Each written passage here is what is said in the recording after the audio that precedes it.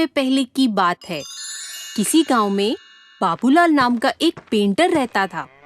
वह बहुत ईमानदार था, किंतु बहुत गरीब होने के कारण वह घर घर जाकर पेंट का काम किया करता था। उसकी आमदनी बहुत कम थी। बहुत मुश्किल से उसका घर चलता था। पूरा दिन मेहनत करने के बाद भी वह सिर्फ 2 वक्त की रोटी ही जुटा पाता था। वह हमेशा चाहता था कि उसे कोई बड़ा काम मिले जिससे उसकी आमदनी अच्छी हो, पर वो छोटे छोटे काम भी बड़ी लगन और ईमानदारी से करता था। एक दिन उसे गांव के जमींदार ने बुलाया और कहा, सुनो बाबूलाल, मैंने तुम्हें यहाँ एक बहुत जरूरी काम के लिए बुलाया है। क्या तुम वो काम करोगे? जी हजूर, जरूर करूँगा। बताइए क्या काम है? मैं चाहता हूँ कि तुम मेरी नाव पेंट करो और ये काम आज ही हो जाना चाहिए। जी हजूर, ये काम मैं आज ही कर दूंगा। नाव पेंट करने का काम पाकर बाबूलाल बहुत खुश हुआ। अरे वो सब तो ठीक है, पर तुम पहले ये तो बताओ कि इस काम के पैसे कितने लोगे? वैसे तो इस काम के 1500 लगते हैं। बाकी आपको जो पसंद है दे देना। ठीक है, तुम्हें 1500 मिल जाएंगे, पर काम अच्छा होना चाहिए। जी हजूर, आप चिंता मत कीजिए, आपको काम बढ़िया ही मिलेगा। जमींदार उसे अपनी नाव दिखाने नदी किनारे ले जाता है। नाव देखने के बाद बाबूलाल जमींदार से थोड़ा समय मांगता है और अपना रंग का सामान लेने चला जाता है। सामान लेकर जैसे ही बाबूलाल आता है, वो नाव को रंगना शुरू कर देता है। जब बाबूलाल नाव रंग रहा था तो उसने देखा, अरे नाव में तो छेद है।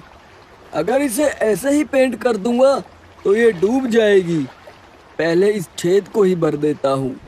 ऐसा कहकर वो छेद को भर देता है और नाव को पेंट कर देता है। फिर वह जमींदार के पास जाता है और कहता है, हुजूर, नाव का काम पूरा हो गया, आप चलकर देख लीजिए। ठीक है, चलो। फिर वे दोनों नदी किनारे पहुंच जाते हैं। नाव को देखकर जमींदार बोलता है, अरे वाह बाबूलाल, तुमने तो बहुत अच्छा काम किया है। ऐसा करो, तुम कल सुबह आकर अपना मेहनताना ले जाना। ठीक है हुजूर। और फिर वे दोनों अपने अपने घर चले जाते हैं। जमींदार के परिवार वाले उसी नाव में अगले दिन नदी के उस पार घूमने जाते हैं।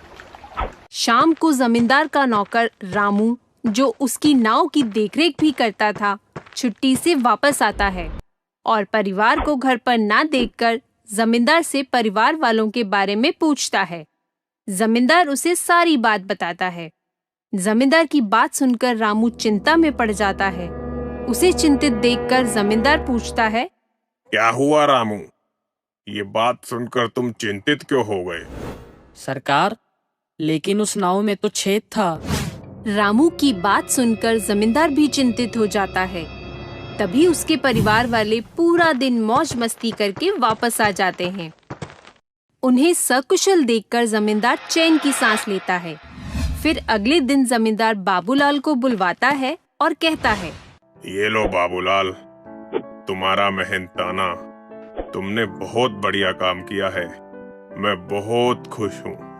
बाबूलाल पैसे लेकर गिनता है तो हैरान हो जाता है, क्योंकि वो पैसे ज्यादा थे। वह जमींदार से कहता है, हुजूर, आपने मुझे गलती से ज्यादा पैसे दे दिए हैं। नहीं बाबूलाल, ये मैंने तुम्हें गलती से नहीं दिए। ये तुम्हारी मेहनत का ही पैसा है। लेकिन हुजूर, हमारे बीच तो 1500 की बात हुई थी। ये तो 6000 है। तो फिर ये मेरी मेहनत का कैसे हुआ? क्योंकि तुमने एक बहुत बड़ा काम किया है। कैसा काम हुजूर? तुमने इस नाव के छेद को भर दिया, जिसके बारे में मुझे पता भी नहीं था। अगर तुम चाहते तो उसे ऐसे भी छोड़ सकते थे, या फिर उसके लिए अधिक पैसे भी मांग सकते थे, पर तुमने ऐसा बिल्कुल नहीं किया, जिसकी वजह से मेरे परिवार वाले सुरक्षित उस नाव की सवारी कर सके। अगर तुम उस छेद को ना भरते तो मेरे परिवार वाले डूब भी सकते थे। आज तुम्हारी वजह से वो सुरक्षित है, इसलिए ये पैसे तुम्हारी मेहनत और ईमानदारी के हैं। पर हुजूर, फिर भी इस छेद को भरने के इतने पैसे तो नहीं बनते।